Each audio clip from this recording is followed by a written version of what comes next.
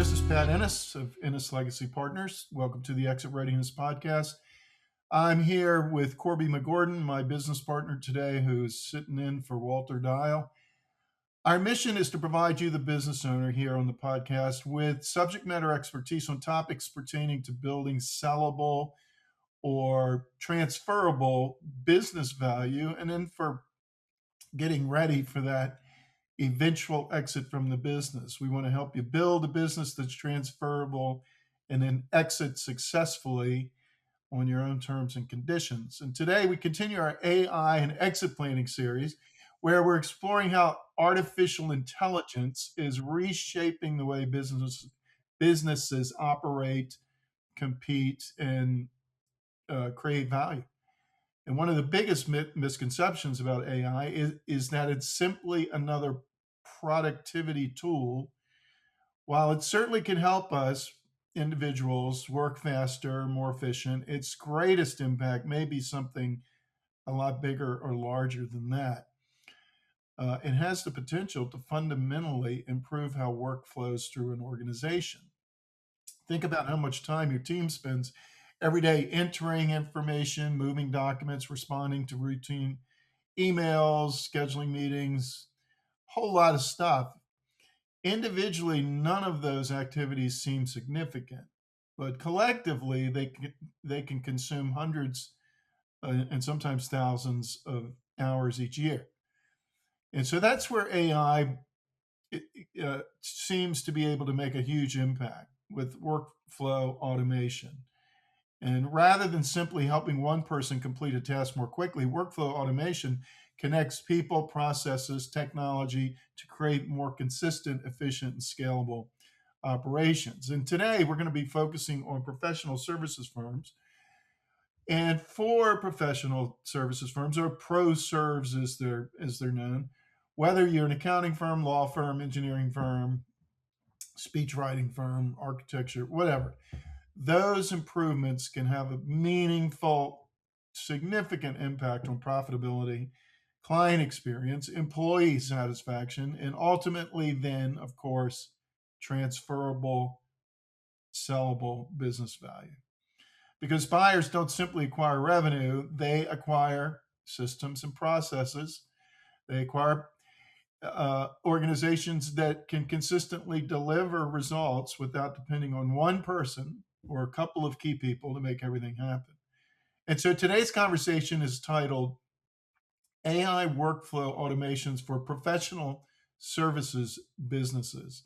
We'll discuss where workflow automation delivers the greatest value, common implementation mistakes, how to identify the best opportunities to automate, and why thoughtful automation can help your pro serve build a pro serve that is not only more efficient today, but more valuable and transferable tomorrow. And joining us today is Scott Samborn. Scott is the founder of Aspen Management Group, where he helps boutique firms rethink how work gets done with technology and specifically AI. He started his career as an IT consultant working with several well-known Fortune 1000 companies, building deep tech grounding across industries. He then spent 20 years running an MSP, serving small and mid-sized businesses, giving him a firsthand view of how SMBs operate and what they need from technology. And after selling the MSP, he moved to Bridgepoint, helping companies evaluate and select vendors for complex tech needs, including AI. Working closely with AI solution vendors in that role is where he spotted the gap. Most AI service providers are built for enterprise clients, and SMBs can get an afterthought or a scaled down enterprise pitch that doesn't fit how they operate. That insight led Scott to found Aspen Management Group. And so we're really excited to have Scott with us today. Scott, welcome to the Exit Readiness Podcast. Great to have you here. Great. Thanks for inviting me, Pat. Great to be here. And, it's funny you talk about, what you talked about there at the beginning, because one of the things that I talk about with business owners is, you've bought the technology, so you have the system that runs your business, and then you upgrade it, and then you upgrade it again, and then you upgrade it again Right, right. because the vendor told you you need to. Mhm. But has it gotten any easier? Probably not. Your Mhm. people may, you may be clicking a different button or on a different screen, but the process hasn't changed. So, when I was in my MSP days, back when we were doing IT support for businesses, companies would come to us and express the frustration of this system doesn't work or this system doesn't talk to this system. How do we fix that? And, you know, there were some ways back then, but they were difficult, expensive, challenging, or impossible. Now with AI, it's a lot easier to connect disparate systems together through a variety of ways, whether it's built in or you have to build a third party, a third way of getting a different way of getting together. It's become a game changer for a lot of businesses. Yeah, it's funny, Scott. I'm looking at your website even, and you have this statement: your firm has more technology than ever. Why does the work still feel so hard? True. you know, and there is this sense of there's a new vernacular coming into play. There's a learning curve of, oh my goodness, this technology is here, it can help. Can you demystify when we talk workflow automation? Just give us a couple of examples where when you go into, say, an accounting firm or a law firm, what are some practical quick wins, things that you find this is generally broken and we can fix it? And what do you do to fix it? Well, sure. One of the easiest ones is you look at an attorney's office. For instance, an estate attorney is a perfect example, because when a state attorney brings on a new client, they have to create a will. They have to create, one or more trusts. They have to create advanced medical directives, and all that has data that needs to be filled out. So the attorney's office, they have a template, and in the template they may have, a placeholder for an admin to go in and take the names and fill them in. But that's easy to augment with AI, with technology. You create the template, you assign some variables to it, and then you have the AI take the intake form with all the data in it, and excuse me, and integrate that into all the documents. And then you have the attorney review it and make sure that everything is accurate, because obviously you don't want to let anything out of your office that hasn't been reviewed by a human. AI can and often does make mistakes. Mm-hmm. So you have the attorney review. So you've gone from what could be a 5, 6, 7 hour process to a half-hour process. Mm-hmm. So that frees up a lot of time to bring in more clients, get more work done. Mm-hmm. There's a myriad of ways that we can look at different companies and come in and figure out, okay, where are the bottlenecks? Where are your people spending the most time that can be automated? Mm-hmm. Mm-hmm. Yeah, and along that lines, it as you enter into engaging with a client, how do you go about actually discovering kind of the human element, the process that already exists, so you don't automate a broken process? Well, it's funny because a lot of companies are automating broken processes and expecting them to get better. Yeah. But automation doesn't fix the broken process; it magnifies it. So I mean, and that's really interesting because that's where the human piece really comes into it. Is you have to sit down with the people Yeah. and ask the right questions. You have to ask them, how does the data, where does the data come from? It comes into your company, what happens to it when it goes through the company, who touches it, Mm. all the different things to understand where things are taught. I remember I was sitting in a meeting once a couple of years ago with somebody, and they did what's called the post-it note understanding, or I forget what the name of it is, but they took a process, and every step of the process was a post-it note on the board. Mm-hmm.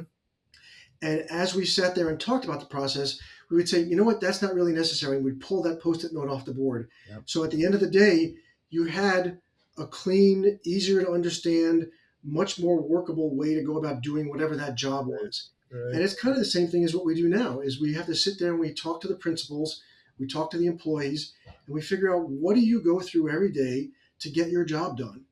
And then we figure out what can be automated or what can be augmented. Yeah. Yeah. Yeah, that's a radical concept, right? Understanding how to use AI through post-it notes. But but it's It, not insignificant. You got to Um, break it down to the simplest factor. Make it easy for everybody to understand. yeah, yeah. And are you finding that talk about leadership?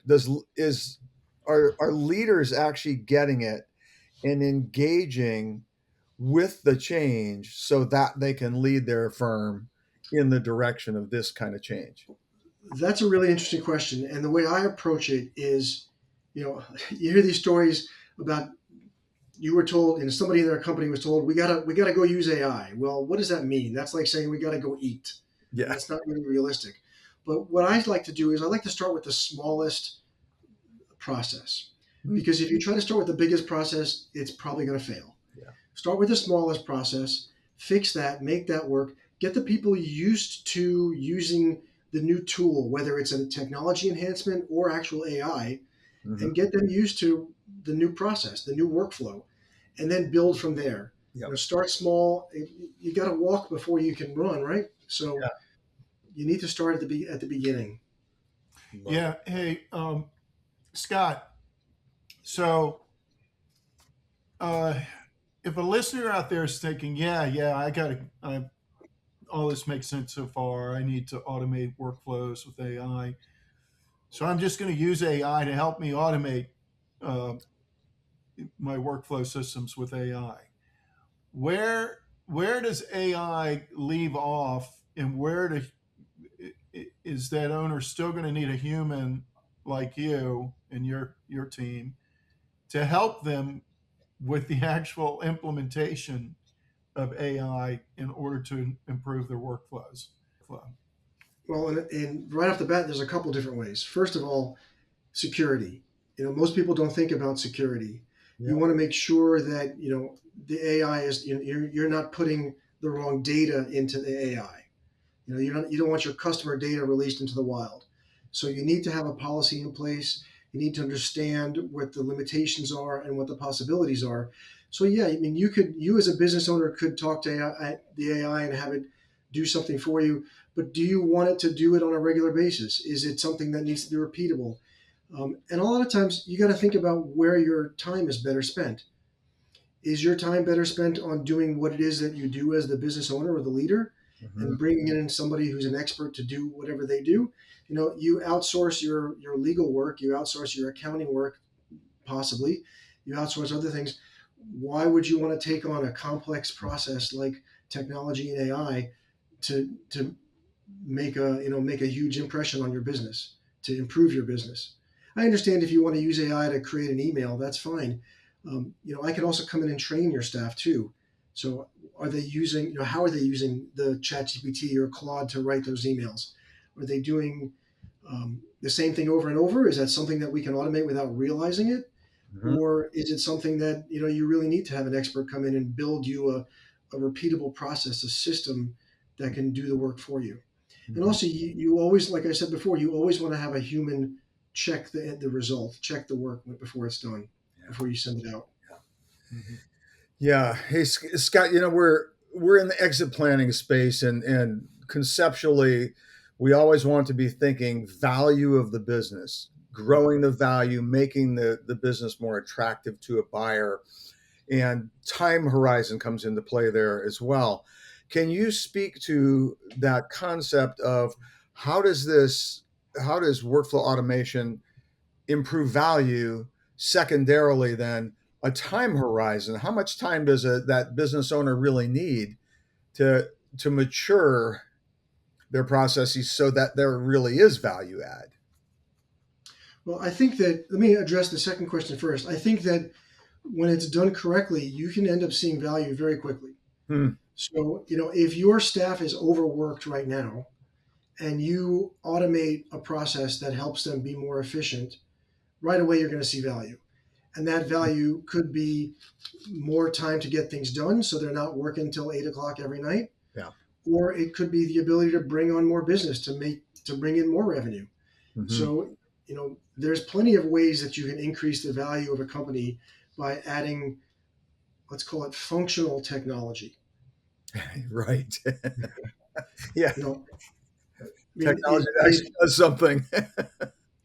because a lot of people will buy these systems, these practice management systems that or CRM, and they use a tiny fraction of the capabilities of the system. Mm-hmm. Mm-hmm. More often than not, it's because they don't need some of that, or they just don't know how to use it. Mm-hmm. So, as part of the discovery process, we may discover that what they have already handles what they need, and they just need training on it. Mm-hmm. So, all those things increase the value, whether it's direct value or indirect value. At the end of the day, if I'm buying a business and I'm looking at two different businesses, and let's say they're at the same revenue level and the same profit level, but one of them has more people or is less efficient, or their books just don't look right Mm-hmm. because it's so manual that every day it takes their bookkeeper, or every month it takes their bookkeeper a week to close the books, and the other one can close their books in a day because everything is efficiently organized. That's going to make an impression on me as the buyer, Mm-hmm. and I'm probably going to lead that way. Mm-hmm. Mm-hmm. Yeah. So what I hear you saying is that still understanding your manual processes and understanding what quality work is still essential. That AI functionally is it's a tool that's going to help It's a you do it tool. better, faster. I think about companies that buy another company for the purpose of getting their sales and revenue because they're going to integrate their back office into an existing process already. Well, if my back office is so efficient, then there's value in buying that efficiency as well. Mm-hmm. Because then I can take some of that efficiency and translate that to my existing back office and make my entire corporation more efficient. Mm-hmm. Mm-hmm. Yeah, and then along these lines, one of the things that we hear about is just the almost the fear factor that, oh my goodness, particularly with lower level staff, that AI is going to replace workers, et cetera. What are you seeing in the effect of, as you come into work in a company, cultural resistance, that Yeah, aspect of it? that's why I like to start small too. Because if we're Mm-hmm. starting small, it's not as scary. If I'm fixing one thing that person X does, it's not going to have a dramatic impact on their day to day. Or well, Mm-hmm. actually, hopefully, will have a dramatic impact on their day to day, but it'll help them do their job better. Right. I also prefer to use the term augment as opposed to automate, because automate, Yeah. in my view, takes the person out of the picture, whereas augment implies that it's helping somebody do a better job. Mm-hmm. That's Yeah. And a good. lot of what Yeah. we do in AI is augmenting. It's not automating. Yeah. Yeah. So today we're focusing in on, because your firm does, Scott, professional services firms. What are there processes that unique to professional services firms, um, and AI automation that aren't common with a lot of the other service businesses that we work with, that you have to be that pro serve firms have to be particularly aware of? And And I think security and governance are the two big ones, and they really apply to everybody. But they're sort of the last things that get looked at because you need to manage the policy. You need to have a policy, and you need to manage that policy. Um, you know, I've read recently. There's a lot of cases now where if you put out bad information as a result of AI, you can get in trouble, and it's your responsibility. You can't turn around and sue OpenAI because you put information into ChatGPT and it gave you bad information. You have to be careful with your policies. You have to make sure that you're secure. Like there was a story I just read this morning about how OpenAI was testing a new version of ChatGPT, and it escaped what they call the sandbox, which is the restricted area where it's supposed to run in, and it actually hacked another company. And it's yeah, exactly. That was my reaction too. So it brings to mind the pictures of Terminator and Skynet and where we're headed. You need to be careful with what you're doing, and you need to be you need to be secure. You need to make sure that what you're doing is secure for your business. You don't want to just let anything happen in the loose there. You want to make sure that your customer data is secure and it's not out, because you can get sued for a lot of money if your customer. It's like a HIPAA violation, like a hospital gets breached and they lose customer information. It's the same thing.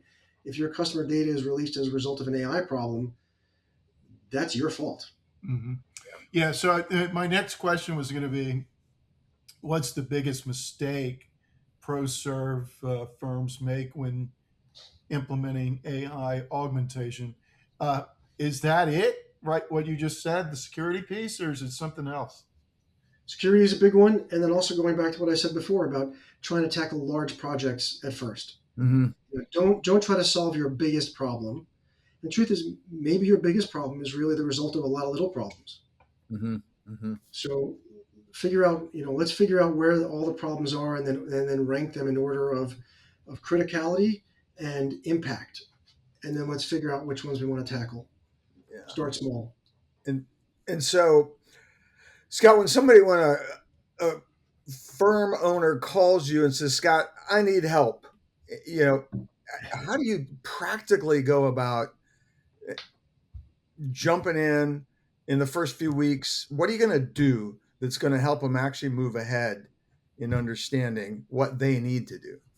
Yeah, that's Well, good, first Corby. thing, Over the next 90 days, if a business owner is listening, this is a good way to wrap up, actually, Scott.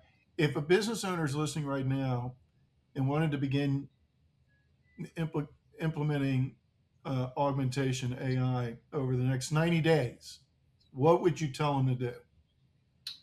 we have to start with an assessment. Whether you're assessing yourself or whether you're having me come in and do an assessment for you. We're going to sit there, start with a 90-minute session. Figure out what's going on in your company, what are the issues you're having, why are you having them, and then start to look at the projects that are around those issues. What are they touching, who's touching them, and then let's tackle those issues one at a time. And it could be something that could take a week to fix, or it could be something that'll take 90 days to fix. Mm-hmm. Mm-hmm. Most companies don't have just one issue that's keeping them from being super efficient. Yeah. So we start small, we build from there. And is there a commonality amongst firms, though, that a lot of CPA firms suffer from A, B, C, D, and E, et cetera, that you find? Not as much anymore. I mean, it used to be that everybody had multiple systems and you had to enter all your data twice when you brought on a new customer or something like that. But you know, a lot of the I call practice management packages have fixed that. Mm. So now we have to be careful and look outside those things, or look at things that are going on. How often do you have to touch that? How often does the data come out of that? How often do you have to work around that kind of system? Yep. So I wouldn't want to say that there's a cookie cutter approach, because every business is different, and you need to figure out what those differences are, and how to tackle them most appropriately. Yeah, that makes sense. And one other question: are there business processes that should not be automated? Probably not. I don't think I've encountered one that should not be automated. Um, I guess if I had to think about it, I would have to think twice before I start talking about some of the HR processes when it gets into really like personal information. That kind of process. I'm sure there's things you can do, but uh, I'd have to think about that one. That's a good question. I don't know. Yeah. Thank you for that. I'm going to look into that. Are there processes that should not be automated? Yeah. So get back to us. We like to ask questions that can't be answered on this podcast. That's a tough one. Scott. I haven't encountered anything yet. I love it. Yeah. So, hey, I've Scott, encountered processes that should be automated by the company that you're already paying for. Like in your practice management system, they claim they do this, but then it doesn't work as it's supposed to. Right. That's a big thing. Or you bought it and then you found out that the thing you wanted is on their roadmap. That's always fun. Oh yeah, well that'll be ready in 6 months, and then 6 months from now, oh yeah, that'll be ready next quarter. So those are the processes that should be automated. Oh, well, that's never happened to me. right. All right. So, hey, Scott, as we wrap up, are there questions that coming into this you thought they should ask this question and we didn't ask it? Is there a question like that that comes to mind that we didn't ask that we should have asked? Really, the question that you should be asking is how are businesses, how are businesses adjusting to the world of AI? I mean, Uh-huh. and we did cover that a little bit, and really, it is your people need to know where their limits are, and that's really the bottom line. Is you need to understand Mm. what AI can do, what AI can't do, what can be fixed by technology, and what is allowable. What do we need to do to make sure that we're covered from a liability standpoint, from a safety standpoint, Mhm. from an informational standpoint, make sure that we live within those guardrails. Mhm. Mhm. Okay, good. And the place to start is what you said a few minutes ago in regard to my 90 days question. It's with that assessment. Yep. Okay. Yep. Reach out to Excellent. me. We'll talk for a little while, figure out what the right next steps are. But most likely, it's going to be with the 90-day assessment. Come in and figure out Mhm. where your bottlenecks are, what your gaps are, and then we'll start addressing them one by one. Mhm. All right, fantastic. Anything you want to promote today? And if folks want to get in touch with you, how can they do that? Reach out to me. My email is ssamborn, so first initial last name at aspenmg.net, or check out my website, aspenmg.net. And I don't have anything to promote right now, but I will definitely reach back out to you when I do. Okay. Fair enough. Fantastic. No golf tournaments for me this summer. Sorry. All right. All right. Well, thank you, Scott. And listeners, if you'd like help building that more valuable, transferable business or getting ready for that eventual exit, you can reach Corby and I at email@nslp.com. And if you prefer to move forward through the planning process and getting ready for that exit at your own pace and with occasional input from us, visit exitreadiness.com and explore our Exit Readiness DIY platform. Thank you for listening. If you found today's conversation helpful, please consider liking it, sharing it, and then subscribing. Until next time on the Exit Readiness Podcast, this is Pat Ennis and Corby Megorden signing off.